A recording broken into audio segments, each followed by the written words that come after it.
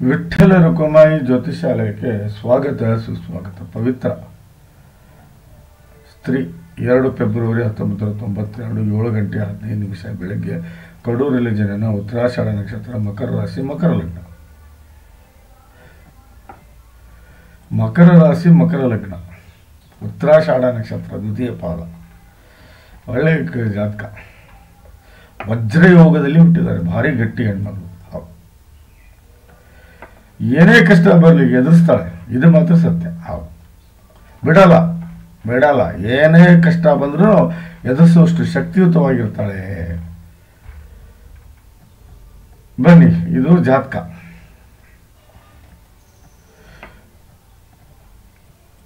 ಒಂದು ನೀವು, ನಿಮ್ಮ ವ್ಯಕ್ತಿತ್ವ. 2 ವ್ಯವಹಾರ. 3 ಪರಾಕ್ರಮ. 4 ನಿಮ್ಮ ತಾಯಿ ಹಾಗೂ ಪ್ರಾಪರ್ಟಿ. 5 ವಿದ್ಯೆ. 6 ಕಷ್ಟಗಳು. 7 ದಾಂಪತ್ಯ. 8 ಶತ್ರು. 9 ಭಾಗ್ಯ. 10 ಕೆಲಸ. 11 ಲಾಭ. 12 ವಿದೇಶಿ ಪ್ರಯಾಣ. ಯಾವುದೇ ಗ್ರಹ ಇರಲಿ, ಅದು 0 to 6 ಆಗಲಿ ಅಥವಾ 24 to 29 ಆಗಲಿ, ಇದ್ರೆ ಲಾಭ ಸಿಗಲ್ಲ. 6ರಿಂದ 24 ಇರಬೇಕು. 0 to 6 ಅಂದರೆ 0 to 10 ಇಯರ್ಸ್ ಅಂತ ಅರ್ಥ. 24 to 29 ಅಂದರೆ 65ರಿಂದ 100 ವರ್ಷ ಅಂತ ಅರ್ಥ. 6ರಿಂದ 24 ಅಂದರೆ 15ರಿಂದ 60 ವರ್ಷ ಅಂತ ಅರ್ಥ. ಇದನ್ನು ನಾವು ಬಾಲ್ಯಾವಸ್ಥೆ ಅಂತ ಕರೆದ್ರೆ, ಇದನ್ನು ನಾವು ಯೌವನಾವಸ್ಥೆ ಅಂತ, ಇದು ವೃದ್ಧಾಪ್ಯ ಅವಸ್ಥೆ ಅಂತ ಕರಿತೀವಿ. ಇದನ್ನು ಯೌವನಾವಸ್ಥೆ ಅಂತ ಕರಿತೀವಿ. ಯಾವುದೇ ಗ್ರಹ ಯೌವನಾವಸ್ಥೆಯಲ್ಲಿ ಇದ್ರೆ 100ಕ್ಕೆ 100 ಒಳ್ಳೆಯ ಫಲವನ್ನು ಕೊಡುತ್ತೆ. ಅದರಲ್ಲಿ ಯಾವುದೇ ಸಂಶಯ ಇಲ್ಲ. ನೋಡಿ, ಇದು 1, 4, 7, 10 ಕೇಂದ್ರ ಆದರೆ, 10 ಕೇಂದ್ರ ಆದರೆ ನೋಡಿ, 2 ಮತ್ತು 11 ಇದು ಧನೇಶ, ಲಾಭೇಶ. ಅದೇ ರೀತಿ 1, 5, 9 ತ್ರಿಕೋಣ ಆದರೆ, ಅದೇ ರೀತಿ 6, 8, 12 ಭಾರಿ ಕೆಟ್ಟ ಸ್ಥಾನ. 3 50-50, ಒಳ್ಳೆಯದು ಆಗುತ್ತೆ, ಕೆಟ್ಟದ್ದು ಆಗುತ್ತೆ. ಹೌದು. ಹಾಗಾದರೆ ಮಕರ ಲಗ್ನದ ಯೋಗಕಾರಕ ಗ್ರಹ ಯಾವುದು? ಶನಿ ಅತಿ ದೊಡ್ಡ ಯೋಗಕಾರಕ, ಶುಕ್ರ ಅತಿ ದೊಡ್ಡ ಯೋಗಕಾರಕ, ಬುಧ ಅತಿ ದೊಡ್ಡ ಯೋಗಕಾರಕ, ಕುಜ ಅತಿ ದೊಡ್ಡ ಯೋಗಕಾರಕ. ರಾಹು ಮತ್ತು ಕೇತು ಮಿತ್ರರಾದರೆ ವಿರೋಧಿ ಚಂದ್ರ ಮತ್ತು ಸೂರ್ಯ ಅಂತ ಹೇಳ್ತಾರೆ. ಆಗ ನಾ ಸೂರ್ಯನ ವಿರೋಧಿ ಅಂತ ಮಾಡಲ್ಲ. ಸೂರ್ಯ ವಿರೋಧಿ ಆದರೆ ಬೆಳಕನ್ನೇ ಕೂಡ ನಿಲ್ಲಿಸ್ಬಿಡ್ತಾನೆ. ಸೂರ್ಯ ನೀಚನಾದ್ರೆ ಅಷ್ಟೇ ಕಷ್ಟ. ಸೂರ್ಯ ನೀಚನಾದ್ರೆ ಅಷ್ಟೇ ಕಷ್ಟ. ಹೌದು. ನೋಡಿ, ಇದು ಅಮಾವಾಸ್ಯೆ ಯೋಗ ಅಂತ ಕರಿತೀವಿ ನಾವು ಇದನ್ನ, ಚಂದ್ರ ಮತ್ತು ಸೂರ್ಯನನ್ನು. ಇದು ಕೆಟ್ಟ ಅಮಾವಾಸ್ಯೆ ಯೋಗ ಇದು. ಹಾಗಾಗಿ ಇವರು ಚಿಕ್ಕವರಲ್ಲಿ ತಂದೆ ತಾಯಿನ ಕಳ್ಕೊಂಡ್ರು. ಇದು ಕೆಟ್ಟ ಅಮಾವಾಸ್ಯೆ ಯೋಗ ಅಂತ ಕರಿತೀವಿ ನಾವು ಇದನ್ನು. ಹೌದು. ಸೂರ್ಯ ಹಾಗೂ ಚಂದ್ರನ ಯುತಿಯನ್ನ ವಿರೋಧಿಗಳಿದ್ರು. ಕರೆಕ್ಟಾ? ದಿಸ್ ಇಸ್ ಕಾಲ್ಡ್ ಕೆಟ್ಟ ಅಮಾವಾಸ್ಯೆ ಯೋಗ. ಹೌದು. ಇವ್ರದ್ದು ಹೆಂಗಿದೆ ಅಂದ್ರೆ, ಮನೇಲೆ ಹುಟ್ಟಿದ ಮನೆಗೆ ಒಳ್ಳೇದಲ್ಲ. ಅವ್ರು ಕೊಟ್ಟ ಮನೆಗೆ ಡಾಲರ್ ಪ್ರೈಸ್ ಸಿಗುತ್ತೆ. ಇವ್ರದ್ದು ಕೊಟ್ಟ ಮನೆಗೆ. ಹೌದು.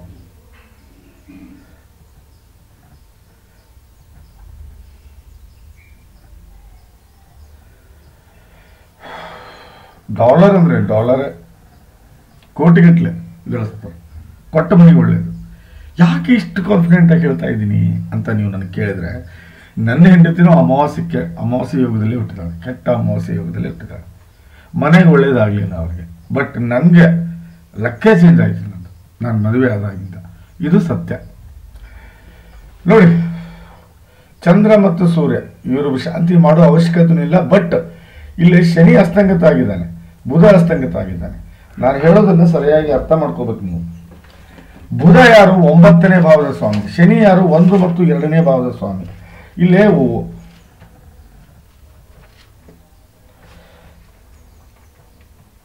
ನಿಮಗೆ 2 ಭಾವ 3 ಭಾವದ ಫಲ ಸಿಗ್ತಾವೆ.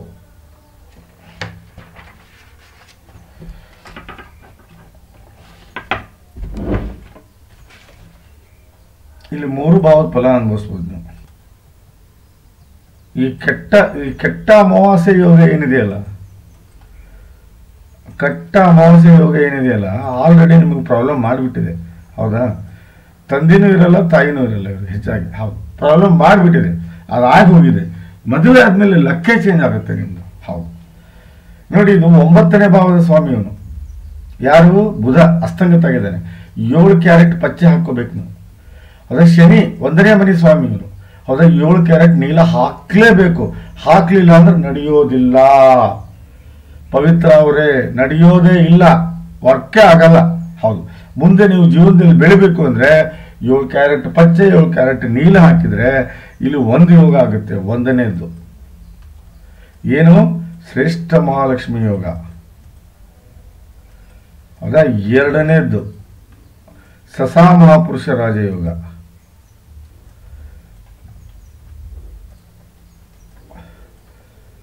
ಸಸಾ ಮಹಾಪುರುಷ ರಾಜಯೋಗ. ಹೌದಾ? 3ನೇದ್ದು ವ್ಯಾಪಾರ ಯೋಗ ಆಗುತ್ತೆ.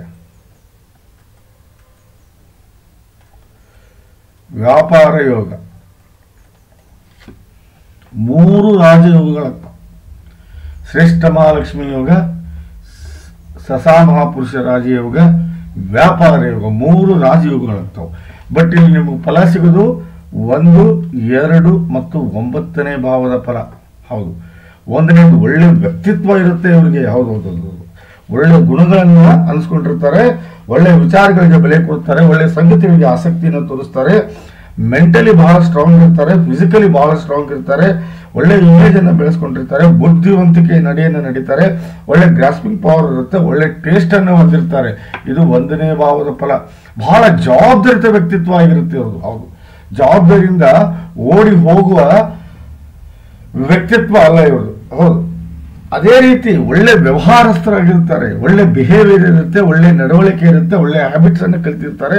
ದುಡ್ಡಿನ ಒಳಹರಿವು ಹೊರಹರಿವು ಸಮತೋಲನವಾಗಿರುವುದಲ್ಲದೆ ಸಂಬಂಧಿಗಳು ಸಹಾಯ ಮಾಡ್ತಾರೆ. ನಿಮ್ಮ ಹೊಂದಾಣಿಕೆ ಜೀವನ ಎಲ್ಲರಿಗೂ ಇಷ್ಟ ಆಗುತ್ತೆ. ಹಣವನ್ನು ಸೇವೆ ಮಾಡ್ತೀರಿ. ಪರಿವಾರದ ಸ್ಥಿತಿ ಎಷ್ಟೇ ಕೆಟ್ಟಿದ್ರು ಅದನ್ನು ಎತ್ತರಕ್ಕೆ ತಗೊಂಡು ಹೋಗ್ತೀರಿ. ಅದು ಅಲ್ಲದೆ ಇನಿಷಿಯಲಿ ಬಹಳ ವೆಲ್ ಸ್ಟಡೀಸ್ ಮಾಡಿರ್ತೀರಿ. ಅದು ಅಲ್ಲದೆ ಮಾತಿನಲ್ಲಿ ವಚನತ್ವ ಹಾಗೂ ಸಂಸ್ಕೃತಿ ಇರುತ್ತೆ. ಮಾತಿನ ತಾಟಿ ಎಲ್ಲರಿಗೂ ಇಷ್ಟ ಆಗುತ್ತೆ. ಒಳ್ಳೆಯ ಸಂಸ್ಕಾರ, ನೆಮ್ಮದಿಯ ಬದುಕನ್ನು ಬದುಕ್ತೀರಿ. ಇದು 2ನೇ ಭಾವದ ಫಲ. ನೋಡಿ, 9ನೇ ಭಾವದ ಫಲ. ಗುರುವಿನ ಆಶೀರ್ವಾದ ಸದಾ ನಿಮ್ಮ ಜೊತೆಗಿರುತ್ತೆ. 7 ಕ್ಯಾರೆಟ್ ಪಚ್ಚೆ 7 ಕ್ಯಾರೆಟ್ ನೀಲ ಹಾಕಲಿಲ್ಲ ಅಂದ್ರೆ ಯಾವುದೇ ರೀತಿ ಶ್ರೇಷ್ಠ ಮಹಾಲಕ್ಷ್ಮಿ ಯೋಗ ಆಗಲಿ, ಸಸಾ ಮಹಾಪುರುಷ ರಾಜಯೋಗ ಆಗಲಿ, ವ್ಯಾಪಾರ ಯೋಗ ಆಗಲಿ ಆಗುವುದಿಲ್ಲ. ದಯವಿಟ್ಟು ಅರ್ಥ ಮಾಡ್ಕೊಳ್ಳಿ, ಈ ಯೋಗವನ್ನು ಆಕ್ಟಿವೇಟ್ ಮಾಡ್ಕೊಳ್ಳಿ. ಗುರುವಿನ ಆಶೀರ್ವಾದ ಸದಾ ಜೊತೆಗಿರುತ್ತೆ. ಧರ್ಮವನ್ನು ನಂಬ್ತೀರಿ, ಭಾಗ್ಯವಂತರಾಗಿರ್ತೀರಿ, ಒಳ್ಳೆ ಪ್ರಾಪ್ತಿಯನ್ನು ಪಡ್ಕೋತೀರಿ, ತಂದೆ ಜೊತೆಗೆ ಒಳ್ಳೆ ಸಂಬಂಧ ಇರುತ್ತೆ, ಸಾಧನೆಗೆ ದಾರಿ ಮಾಡ್ಕೋತೀರಿ, ಸುಖಮಯ ಜೀವನವನ್ನು ಸಾಗಿಸ್ತೀರಿ, ಸದಾ ಗೆಲುವು ನಿಮ್ದಾಗಿರುತ್ತೆ, ಸಂಬಂಧಿಗಳಿಗೆ ಸಹಾಯ ಮಾಡ್ತೀರಿ, ದೇವರ ಆಶೀರ್ವಾದ ಸದಾ ನಿಮ್ಮ ಜೊತೆಗಿರುತ್ತೆ, ಬಹಳ ಲಕ್ಕಿಯಾಗಿರ್ತೀರಿ, ಪುಣ್ಯದ ಕೆಲಸ ಮಾಡ್ತೀರಿ, ಮನೆಯಲ್ಲಿ ನೆಮ್ಮದಿಯಿಂದ ಬದುಕನ್ನು ಬದುಕ್ತೀರಿ. ಇದು 9ನೇ ಭಾವದ ಫಲ. ನೋಡಿ, ಶ್ರೇಷ್ಠ ಮಹಾಲಕ್ಷ್ಮಿ ಯೋಗದಲ್ಲಿ ಸಂಪತ್ತು, ಐಶ್ವರ್ಯ, ದಾಂಪತ್ಯ, ವಿದ್ಯೆ 4 ಕಟ್ಟಿಟ್ಟ ಬುತ್ತಿವು. ಶ್ರೇಷ್ಠ ಮಹಾಲಕ್ಷ್ಮಿ ಯೋಗದಲ್ಲಿ ಏನು? ಸಂಪತ್ತು, ಐಶ್ವರ್ಯ, ದಾಂಪತ್ಯ, ವಿದ್ಯೆ ಕಟ್ಟಿಟ್ಟ ಬುತ್ತಿ. ಸಸಾ ಮಹಾಪುರುಷ ರಾಜಯೋಗ, ಪಂಚ ಮಹಾಪುರುಷ ರಾಜಯೋಗ, 5 ಗ್ರಹಗಳಿಂದ ಆಗುವ ಯೋಗ ಇದು. ಹೌದಾ? ರಾಹು ಆಗಲಿ, ಕೇತು ಆಗಲಿ, ಸೂರ್ಯ ಆಗಲಿ, ಚಂದ್ರ ಆಗಲಿ ಈ ಯೋಗವನ್ನು ತಂದು ಕೊಡುವುದಿಲ್ಲ. ಇಲ್ಲಿ ನೀವು 7 ಕ್ಯಾರೆಟ್ ನೀಲ ಹಾಕಿದ್ರೆ ಸಸಾ ಮಹಾಪುರುಷ ರಾಜಯೋಗ. ಹೈಲಿ ಎಜುಕೇಟೆಡ್ ಇರ್ತೀರಿ, ಧರ್ಮವನ್ನು ನಂಬ್ತೀರಿ, ಆಧ್ಯಾತ್ಮಿಕ ಜೀವನವನ್ನು ಮಾಡ್ತೀರಿ, ಬಹಳ ನಿಯತ್ತಿನವ್ರು ನೀವು. ಕರೆಯದ ಅಂತೀರಿ, ಸುಳ್ಳು ಅಂತೀರಿ, ಬಿಳೆ ಅಂತೀರಿ, ಕೆಂಪ ಅಂತೀರಿ. ಯಾರಿಗೂ ಪಾರ್ಸಲಿಟಿ ಮಾಡುವಂಥ ವ್ಯಕ್ತಿತ್ವ ನಿಮ್ದು ಆಗಿರೋದಿಲ್ಲ. ಬಹಳ ಫೇರ್ ಆಗಿ ಜೀವನ ನಡೆಸ್ತೀರಿ, ಬಹಳ ನಿಕಟವಾಗಿ ಜೀವನ ನಡೆಸ್ತೀರಿ. ಶನಿ ಯಾವಾಗಲೂ 1ನೇ ಭಾವದಲ್ಲಿ ಸ್ವಂತ ಸ್ವಾಮಿಯಾಗಿ ಬಂದರೆ ಬಹಳ ಎತ್ತರ ಸ್ಥಾನಕ್ಕೆ ಹೋಗ್ತಾರೋ. ಆದರೆ ಏನಪ್ಪ ಅಂದರೆ Shani latest, perfect, permanent. Shani late ಮತ್ತು ಲೇಟೆಸ್ಟು, ಪರ್ಫೆಕ್ಟು, ಪರ್ಮನೆಂಟು. ಹೌದು, ಸ್ವಲ್ಪ ಲೇಟಾಗಿ ಕೊಟ್ಟರು ಲೇಟೆಸ್ಟ್ ಆಗಿ ಕೊಡ್ತಾನೆ, ಪರ್ಫೆಕ್ಟ್ ಆಗಿ ಕೊಡ್ತಾನೆ, ಪರ್ಮನೆಂಟ್ ಆಗಿ ಕೊಡ್ತಾನೆ. ಆದರೆ ವ್ಯಾಪಾರ ಯೋಗ ಹಂಗಲ್ಲ. ನೀವು ಇದು ಸಗಣಿದು ಕುಳ್ಳು ಮಾಡಿದ್ರೂ ನಿಮ್ಗೆ ಲಾಭ ಆಗುತ್ತೆ. ಬುಧ ಶನಿ ಯುತಿಯನ್ನೇ ಹಂಗಂತಾರೆ. ಹೌದು, ಬುದ್ಧಿ ಮತ್ತು ಕರ್ಮ ಎರಡರಲ್ಲಿ ನೀವು ನಿಸ್ಸೀಮರಾಗಿರ್ತೀರಿ. ಹೌದು, ನೋಡಿ, ಒಂದೊಂದು ಯೋಗದ ಕ್ವಾಲಿಟಿ ಅವು. ಯಾರ ಜಾತಕದಲ್ಲಿ ಶ್ರೇಷ್ಠ ಮಹಾಲಕ್ಷ್ಮಿ ಯೋಗ, ಸಸಾ ಮಹಾಪುರುಷ ರಾಜಯೋಗ ಪ್ಲಸ್ ವ್ಯಾಪಾರ ಯೋಗ ಇರುತ್ತೋ ಅವ್ರು ಒಳ್ಳೆ ತಂದೆ ತಾಯಿ, ಅಣ್ಣ ತಮ್ಮ, ಅಕ್ಕ ತಂಗಿ, ಯಶಸ್ಸು, ಆರೋಗ್ಯ, ಐಶ್ವರ್ಯ, ಕೀರ್ತಿ, ಸಕಲ ಸಮರ್ಪಕ ಸಂಪೂರ್ಣ ಫಲವನ್ನು ಅನುಭವಿಸುವುದಲ್ಲದೆ ಒಳ್ಳೆ ಸಂಪತ್ತು, ಒಳ್ಳೆ ಐಶ್ವರ್ಯ, ಒಳ್ಳೆ ಪ್ರಾಪರ್ಟಿ, ಒಳ್ಳೆ ಜ್ಞಾನ, ವಿದ್ಯೆ, ಬುದ್ಧಿ, ಒಳ್ಳೆ ದಾಂಪತ್ಯ, ಒಳ್ಳೆ ಹೆಂಡತಿ, ಮಕ್ಕಳು, ಯಶಸ್ಸು, ಕೀರ್ತಿ, ಸಾಧನೆ, ಸಮರ್ಥ ಮಾನಸಿಕ ಹಾಗೂ ದೈಹಿಕ ಶಕ್ತಿ, ಸಾಮಾಜಿಕ ಹಾಗೂ ಧಾರ್ಮಿಕ ಮುಖ್ಯ ಕೆಲಸಗಳು, ಅದು ಅಲ್ಲದೆ ಮಾನವ ಪ್ರತಿಷ್ಠೆ, ಯಶಸ್ಸು, ಸಂತಾನ, ಸ್ಥಾನ, ಮಾನ ಹಾಗೂ ವಿಪರೀತ ಬುದ್ಧಿ ಹಾಗೂ ಜ್ಞಾನ ಹಾಗೂ ಒಳ್ಳೆ ಆರೋಗ್ಯ, ಒಳ್ಳೆ ಆಯುಷ್ಯನ್ನು ಕೊಟ್ಟು ನಿಮ್ಮನ್ನು ದೇವರು ಬಹಳ ಎತ್ತರಕ್ಕಿಟ್ಟಿರ್ತಾನೆ, ಬಹಳ ಚಂದಿಟ್ಟಿರ್ತಾನೆ. ಮಹರ್ಷಿ ಕಾಳಿದಾಸರು ತಮ್ಮ ಗ್ರಂಥದಲ್ಲಿ ಈ ಸಸಾ ಮಹಾಪುರುಷ ರಾಜಯೋಗ, ವ್ಯಾಪಾರ ಯೋಗದ ಬಗ್ಗೆ ಬಹಳ ಚಂದ ಬರೆದಿದ್ದಾರೆ, ನೋಡ್ಬೋದು. ಹೌದು, ಬಹಳ ಚಂದ ಬರೆದಿದ್ದಾರೆ. ಸೊ ಬಹಳ ದೊಡ್ಡ ರಾಜಯೋಗ ಇದು. ಸೊ ಅಡ್ಡಿ ಇಲ್ಲ. ಆದರೆ ನೀಲಮ್ಮು ಮತ್ತು ಪಚ್ಚೆ ಹಾಕಲಿಲ್ಲ ಅಂದ್ರೆ ನಡೆಯೋದಿಲ್ಲ, ನೆನಪಿಟ್ಕೊಳ್ಳಿ. ಮೊದಲೇ ಹೇಳಿರ್ತೀನಿ ನಾನು, ಆಮೇಲೆ ನನಗೆ ನೀವು ಇದನ್ನು ಕ್ಲೇಮ್ ಮಾಡಬೇಡಿ. ಇಲ್ಲಿ ಸೂರ್ಯಚಂದ್ರ ಶಾಂತಿ ಆಗಲೇಬೇಕು. ನೋಡಿ, 6ನೇ ಮನೆಯಲ್ಲಿ ಕೇತು ಇದೆ, ದಯವಿಟ್ಟು ನಾಗ ಪ್ರತಿಷ್ಠಾಪನೆ ಮಾಡ್ಕೊಳ್ಳೇಬೇಕು ನೀವು. ಹೌದು, ಯಾಕಂದರೆ ಇದು ನೀಚರ ಕೇತು. ಇವನ ದಶೆಯಲ್ಲಿ ಹೆಂಗಾಗುತ್ತೆ ಅಂದರೆ, ನಾನು ಹೇಳ್ತೀನಿ ಕೇಳಿ, ನಿಮ್ಮ ಪ್ರಾಬ್ಲಮ್ಮು ವಿಪರೀತ ಕಷ್ಟಗಳು ಬರ್ಬೋದು. ಹೌದು, ಸಾಲಗಳನ್ನು ಮಾಡ್ಕೋಬಹುದು, ಜಾಪತ್ಯದ ಜೀವನ ಕೊಡ್ಬೋದು, ವಿರೋಧಿಗಳು ಹುಟ್ಕೋಬಹುದು, ಆರೋಗ್ಯದ ಸಮಸ್ಯೆ ಬರ್ಬೋದು, ಮನೆಯಲ್ಲಿ ಹೊಂದಾಣಿಕೆ ಇಲ್ದಂಗೆ ಆಗ್ಬೋದು, ವಿವಾದಗಳಿಗೆ ಗುರಿ ಆಗ್ಬೋದು, ಅಪವಾದವನ್ನು ಹೊತ್ಕೋಬಹುದು, ಕೋರ್ಟು ಕಚೇರಿ ಅಡ್ಡಾಡುವಂಥ ಪರಿಸ್ಥಿತಿ ಬರ್ಬೋದು, ಎಲುಬು, ಕೀಳು, ಸ್ನಾಯು ಮತ್ತು ನರಗಳ ತೊಂದರೆ ಈಡಾಗ್ಬೋದು. ಅದು ಅಲ್ಲದೆ ತಂದೆ ಇಲ್ದಂಗೆ ಆಗ್ಬೋದು, ತಂದೆಗೆ ತೊಂದರೆ ಆಗ್ಬೋದು. ಆಲ್ರೆಡಿ ನಿಮ್ಮ ತಂದೆ ಇಲ್ಲ, ನನಗೆ ಹೇಳಿದ್ದಾರೆ ತಾಯಿ. ನೋಡಿ, ಇಷ್ಟು ಪ್ರಾಬ್ಲಮ್ ಆಗುತ್ತೆ. ದಯವಿಟ್ಟು ನಾಗ ಪ್ರತಿಷ್ಠಾಪನೆ ಮಾಡ್ಕೊಳ್ಳಿ, 100% ಒಳ್ಳೆಯದಾಗುತ್ತೆ. ಗುರು ಅಷ್ಟಮದಲ್ಲಿದ್ದಾನೆ. ಯಾರಿವನು? 12ನೇ ಭಾವದ ಸ್ವಾಮಿ. ನೀವು ನೀಲ ಹಾಕಿದರೆ ವಿಪರೀತ ರಾಜಯೋಗಕ್ಕೆ ಬಂದ ಇವನು. That is the main important. ನನಗೆ ನೋಡಿ, ಯಾರ ಜಾತಕದಲ್ಲಿ ವಿಪರೀತ ರಾಜಯೋಗ ಇರುತ್ತೋ ಅವ್ರು ಇವತ್ತಿಲ್ಲ ನಾಳೆ ಬೆಳೆದೇ ಬೆಳೀತಾರೆ. ಹೌದು, ಇದೊಂಥರ ವಿಚಿತ್ರ ಯೋಗ, ಇದೊಂಥರ ಅಲ್ಟಿಮೇಟ್ ಯೋಗ, ಒಂಥರ ವಂಡರ್ಫುಲ್ ಯೋಗ ಇದು. ಹೌದು. ಸೊ ಏನಾಗುತ್ತೆ ಅಂದ್ರೆ, ವಿಪರೀತ ರಾಜಯೋಗದಲ್ಲಿ ಅಸ್ಯೂಮ್ ದ್ಯಾಟ್ 12 ವರ್ಷ ಇದೆ ಅಂತಕೊಳ್ಳಿ, ಡಿವೈಡೆಡ್ ಬೈ 3 ಮಾಡಿ. ಸುಮ್ಮನೆ ನಾನು 12 ವರ್ಷ ಕ್ಯಾಲ್ಕುಲೇಷನ್ ತೋರ್ತಾ ಇದ್ದೀನಿ. 4 ವರ್ಷ ವಿಪರೀತ ಕಷ್ಟ ಆಗುತ್ತೆ. ವಿಪರೀತ ಕಷ್ಟ ಅಂದರೆ ಅನ್ಲಿಮಿಟೆಡ್ ಕಷ್ಟದಲ್ಲಿ ಇರ್ತಾರೆ ಅವರು. ನರಕ ಅವ್ರ ಮನೆಗೆ ಬಂದು ಕೂತಿದ್ದೆ ಅನ್ಬೇಕು, ಆ ರೀತಿ. ಇನ್ನು 4 ವರ್ಷ ರಿಲ್ಯಾಕ್ಸೇಷನ್ ಇರುತ್ತೆ. ಇನ್ನು 4 ವರ್ಷ ಅನ್ಲಿಮಿಟೆಡ್ ಲಾಭ. ಯಾವ ಮಟ್ಟಕ್ಕೆ ಲಾಭ ಅಂದರೆ ಯು ಕೆನಾಟ್ ಇಮ್ಯಾಜಿನ್. ಜೀವನ ಉದ್ದಕ್ಕೂ ಗಳಿಸಬೇಕಾದಂತಹ ಗೌರವ, ಸಂಪತ್ತು, ಐಶ್ವರ್ಯ, ಕೀರ್ತಿ ಎಲ್ಲವನ್ನೂ ಗಳಿಸುವುದಲ್ಲದೆ ಮುಟ್ಟಿದ್ದೆಲ್ಲ ವಜ್ರ ವೈಡೂರ್ಯ, ನಡೆದಿದ್ದೆಲ್ಲ ಚಿನ್ನದ. ಯಾವಾಗ? ಈ 4 ವರ್ಷ. ಹೌದು.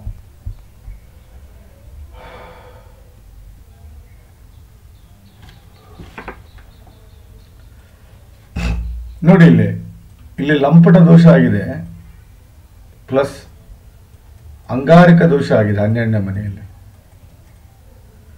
ಹೌದಾ? ಆಮೇಲೆ ಮಾಂಗಲ್ಯ ದೋಷನೂ ಇದೆ ನಿಮಗೆ. ಅದೇನು ದೊಡ್ಡ ವಿಚಾರ ಅಲ್ಲ ಮಾಂಗಲ್ಯ ದೋಷ. ಹೌದು, ಅರ್ಕ ವಿವಾಹ ಮಾಡ್ಕೊಂಡು ಮದುವೆ ಆಗಿ ಮುಗಿದು ಹೋಯ್ತು. ಹೌದು, ನಾನೆಲ್ಲ ಮಾಡಿಸ್ಕೊಡ್ತೀನಿ ನಿಮಗೆ. ಅರ್ಕ ವಿವಾಹ ಮಾಡ್ಕೊಂಡು ಮುಗಿದು 12ನೇ ಮನೆಯಲ್ಲಿ ಅಂಗಾರಿಕ, ಆರೋಗ್ಯಕ್ಕೆ ತೊಂದರೆ ಆಗ್ಬೋದು ನಿಮಗೆ ಮುಂದೆ. ಹೌದು, ಸ್ವಲ್ಪ ಏಜ್ ಆದಮೇಲೆ 34-35 ಆದಮೇಲೆ ಅನಾರೋಗ್ಯಕ್ಕೆ ಬೀಳ್ಬೋದು ನೀವು. ಲಂಪಟ ದೋಷ, ಸ್ವಲ್ಪ ದುಡ್ಡು ಕಳ್ಕೊಬೋದು, ಇಲ್ಲ ಹಣ ಕಳ್ಕೊಬೋದು, ಇಲ್ಲ ಆಸ್ತಿ ಕಳ್ಕೊಬೋದು. ಹೌದು, ಅದಕ್ಕೆ ಶಾಂತಿ ಮಾಡಿ. ನಾಗ ಪ್ರತಿಷ್ಠಾಪನೆ ಮಾಡಿದ್ರೆ ರಾಹು ಶಾಂತಿ ಆಗಿಬಿಡ್ತಾರೆ. 12ನೇ ಮನೆಯಲ್ಲಿ ಶುಕ್ರ ಬಹಳ ಒಳ್ಳೆ ಫಲ ಕೊಡ್ತಾನೆ, ನಿಮ್ಗೆ ಗೊತ್ತಿಲ್ಲ. ಹೌದಾ? ಇಲ್ಲಿ ನೋಡಿ, ಈಗ ಫಾರ್ ಎಕ್ಸಾಂಪಲ್ ಅಂಗಾರಿಕ ದೋಷ ಇದೆಯಲ್ಲ, ಇದನ್ನ ನೀವು ರಾಹು ಶಾಂತಿ ಮಾಡ್ಕೊಂಡ್ಬಿಟ್ರೆ ಮುಗಿದು ಹೋಯ್ತು. ಇಲ್ಲಿ ಅಂಗಾರಿಕ ದೋಷ ಬರುವುದೇ ಇಲ್ಲ. ಮಾಂಗಲ್ಯ ದೋಷ ಅರ್ಕ ವಿವಾಹ ಮಾಡ್ಕೊಂಡ್ರೆ ಬರುವುದೇ ಇಲ್ಲ, ಮುಗಿದು ಹೋಯ್ತು. ಅರ್ಕ ವಿವಾಹ ಮಾಡ್ಕೊಡ್ತೀನಿ ನಾನು ನಿಮಗೆ. ಹೌದಾ? ಲಂಪಟ ದೋಷನೂ ಬರೋದಿಲ್ಲ ಇದು ನಾಗ ಪ್ರತಿಷ್ಠಾಪನೆ ಆದರೆ. ಹಾಗಾಗಿ ಶುಕ್ರ 12ನೇ ಮನೆಯಲ್ಲಿ ನೋಡಿ, ಶುಕ್ರ 4 ಮತ್ತು 7 ಮತ್ತು 12, this is the favourite place ಅವನಿಗೆ, ಶುಕ್ರನಿಗೆ. 4ನೇ ಮನೆಯಲ್ಲಿ ಇದ್ರೆ ಇಡೀ ಮನೆಗೆ ಒಳ್ಳೆಯದು. ಹೌದು, 7ನೇ ಮನೆಗೆ ಬಂದರೆ ದಾಂಪತ್ಯಕ್ಕೆ ಒಳ್ಳೆಯದು. 12ನೇ ಮನೆಯಲ್ಲಿ ಬಂದರೆ ಜಾತಕದವ್ರಿಗೆ, ಯಾರು ಜಾತಕದವರು ಇರ್ತಾರಲ್ಲ ಆ ಜಾತಕದವರು ಹುಟ್ಟಿನಿಂದ ಹಿಡ್ಕೊಂಡು ಕೊನೆಯವರೆಗೂ ಪ್ರಾಪರ್ಟಿ ಆಗಲಿ, ಹಣಕ್ಕಾಗಲಿ, ದುಡ್ಡಿಗಾಗಲಿ, ಸುಖಕ್ಕಾಗಲಿ, ಸಂತೋಷಕ್ಕಾಗಲಿ ಯಾವತ್ತೂ ವರಿ ಮಾಡ್ಕೊಳ್ಳಲ್ಲ. ಅವ್ರು ಕಾಯಂ ಸಿಗುತ್ತೆ. ಹೌದು, ಶುಕ್ರನ ಫಲನೇ ಆ ರೀತಿ. ಹಾಗಾಗಿ ನಾನು ನಿಮ್ಗೆ ಹೇಳ್ತಾ ಇದ್ದೀನಿ, ಇಲ್ಲಿ ನೀವು ಮಾಡ್ಕೋಬೇಕಾಗಿದ್ದೇನಪ್ಪ ಅಂದರೆ ನಾಗ ಪ್ರತಿಷ್ಠಾಪನೆ ಮಾಡ್ಕೊಳ್ಳಿ ಹಾಗೂ ಅರ್ಕ ವಿವಾಹ ಮಾಡ್ಕೊಳ್ಳಿ. ಅರ್ಕ ವಿವಾಹ ಮಾಡ್ಕೊಳ್ಳಿ. ಅರ್ಕ ವಿವಾಹ ಮಾಡ್ಕೊಂಡ್ಬಿಟ್ರೆ ಸಾಕು, ಬೇರೆ ಏನೂ ಇಲ್ಲ. ಇಲ್ಲಿ ಅಂಗಾರಿಕ ದೋಷನೂ ಹೋಯ್ತು, ನಾಗ ಪ್ರತಿಷ್ಠಾಪನೆಯಲ್ಲಿ ರಾಹುನು ಹೋದ. ಹಾಗಾಗಿ ನಿಮ್ಗೆ ಒಳ್ಳೆ ಫಲವೇ ಸಿಗುತ್ತೆ, ಅದರಲ್ಲಿ ಯಾವುದೇ ಸಂಶಯ ಇಲ್ಲ. ಬನ್ನಿ ನೋಡಿ, ಇಲ್ಲಿ ಶನಿ ನಿಮ್ಗೆ ಯಾವ ಲೆವೆಲ್ ಹೆಲ್ಪ್ ಮಾಡ್ತಾನೆ ಅಂದ್ರೆ ಸೀದಾ 3ನೇ ಭಾವ ನೋಡ್ತಾನೆ, ಅದಾದ್ಮೇಲೆ 7ನೇ ಭಾವ ನೋಡ್ತಾನೆ, ಅದಾದ್ಮೇಲೆ ನಿಮ್ಮ 10ನೇ ಭಾವ ನೋಡ್ತಾನೆ. 1ರಲ್ಲಿ ಒಳ್ಳೆ ವ್ಯಕ್ತಿತ್ವ ಕೊಡ್ತಾನೆ, 3ರಲ್ಲಿ ಬಂಡ ಧೈರ್ಯ ಕೊಡ್ತಾನೆ, 7ರಲ್ಲಿ ಒಳ್ಳೆ ದಾಂಪತ್ಯ ಕೊಡ್ತಾನೆ, 10ರಲ್ಲಿ ಒಳ್ಳೆ ಕೆಲಸ ಕೊಡ್ತಾನೆ. ನೀವು 100% ಕೆಲಸ ಒಳ್ಳೆ ಕೆಲಸಗಾರ ಆಗ್ತೀರಿ, ಅದರಲ್ಲಿ ಯಾವುದೇ ಸಂಶಯ ಇಲ್ಲ. ಅದೇ ಗುರು ನೋಡಿ ಸೀದಾ 12ನೇ ಮನೆ ನೋಡ್ತಾನೆ ನಿಮ್ದು, ಅದಾದ್ಮೇಲೆ 2ನೇ ಭಾವ ನೋಡ್ತಾನೆ, ಅದಾದ್ಮೇಲೆ 4ನೇ ಭಾವ ನೋಡ್ತಾನೆ. ವಿಪರೀತ ರಾಜಯೋಗ, ಅಷ್ಟಮದಲ್ಲಿ ಶತ್ರು ನಾಶ ಮಾಡ್ತಾನೆ. 12ರಲ್ಲಿ ವಿದೇಶಿ ಯೋಗ ಕೊಡ್ತಾನೆ. ವಿದೇಶಿ ಯೋಗ ಗುರುವಿನಿಂದ ಆಗೋದು ನಿಮಗೆ, ತಿಳ್ಕೊಂಬಿಡಿ ನೀವು. ವಿದೇಶಿ ಯೋಗ ಇದೆ ನಿಮಗೆ. 2ರಲ್ಲಿ ಒಳ್ಳೆ ವ್ಯವಹಾರಸ್ಥರಾಗ್ತೀರಿ. ಅದು ಅಲ್ಲದೆ 4ರಲ್ಲಿ ಒಳ್ಳೆ ಫಲವನ್ನು ಪಡಿತೀರಿ. ಸೊ ಜಾತಕ ಬಹಳ ಚೆನ್ನಾಗಿದೆ, there is no doubt at all. But ನಾ ಹೇಳೋದಿಷ್ಟೇ ನಿಮಗೆ, ದಯವಿಟ್ಟು ನಾಗ ಪ್ರತಿಷ್ಠಾಪನೆ ಮಾಡ್ಕೊಳ್ಳಿ, ಅರ್ಕ ವಿವಾಹ ಮಾಡ್ಕೊಳ್ಳಿ, ಆಮೇಲೆ ಕುಜಶಾಂತಿ ಮಾಡ್ಕೊಳ್ಳಿ, ಸಾಕು. ಕುಜಶಾಂತಿ ಒಂದೇ ನೀವು ಮಾಡ್ಕೊಳ್ಳೋದು.